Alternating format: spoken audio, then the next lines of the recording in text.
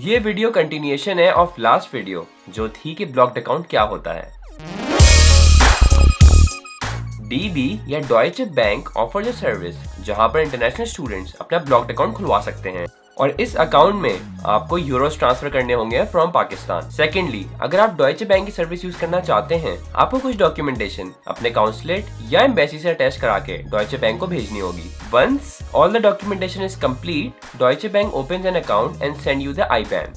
Using this international bank account number, you can transfer the euros into your blocked account. इस international bank account number को use करते हुए आप Euros अपने blocked account में transfer कर सकते हैं from Pakistan.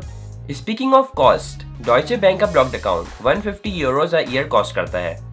Speaking of the disadvantages of the Deutsche Bank service, there are three main backdrops of using this Deutsche Bank service, and those are that this process is too much time consuming. आपको बहुत सारे documents attach करवाने होते हैं और वो भेजने होते हैं to Deutsche bank.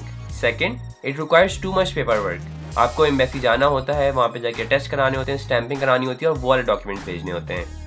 Third and the greatest of all is that कि यहाँ पे आपको पैसे अनब्लॉक कराने के लिए सिटी रजिस्ट्रेशन कराना जरूरी होती है। सिटी रजिस्ट्रेशन कराने के लिए आपके पास अकोमोडेशन होना लाजमी है। तो if in worst case scenario अगर आपके पास अकोमोडेशन नहीं है तो आप ये वाले पैसे एक्सेस नहीं कर सकते। Personally I would not recommend this service क्योंकि इसमें मैंने बहुत सारे लोगों को स्ट्रगल करते हुए देखा है। In the next video let's talk about the next service.